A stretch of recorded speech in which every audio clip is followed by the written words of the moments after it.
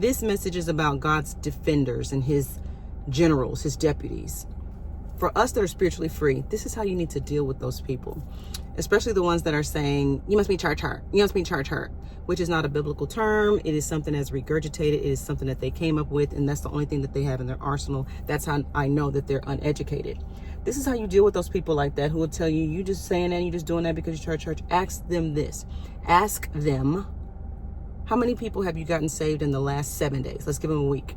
How many people, not how many people you've invited to your church, not how many people you told about your pastor's series, not how many people you told about how great your church is, not about, what the Lord has been doing in my life. How many have you gotten saved, like converted to be a Christian and discipled? Because that's what they're supposed to be doing, not over here debating with people that are outside the walls. How many people have you not brought to church? I brought somebody to church and they've been coming, no.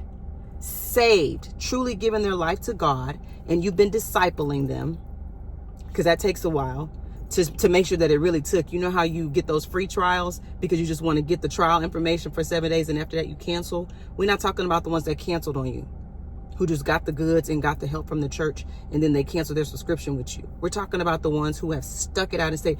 How many of those have you done in this? Let's give you 30 days. Some of them, y'all, have never got anybody saved. They're just sitting there getting all full on this word so that they can defend the gospel when they're really defending their denomination, their pastor, and their church. God himself does not need your help. Matter of fact, y'all's numbers inside the walls are decreasing. Our numbers out here are increasing. If you can't do anything about that, what makes you think that God needs your help? He knows how to get to who he needs to get to. This is why we don't deal with church folk. This is why y'all are a stumbling block to people that want to spiritually evolve. Ask them that question. Ask them that. How many people have you gotten saved? It's a valid question because some of you are still learning how to speak up, and that's why you like to watch my videos, I hear, because it gives you tools and it gives you ways to speak to these people because they just been beating you down with religion. You need to be in a church, you need a pastor, you need a spiritual father, you need a spiritual leader.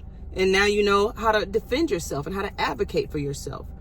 And so people will come on there talking about, oh, you just must be church hurt. And church hurt is so many things, as somebody commented. So use these videos to learn how to speak for yourself. You don't even have to engage in what they're talking about. Just say, how many people have you gotten saved this week?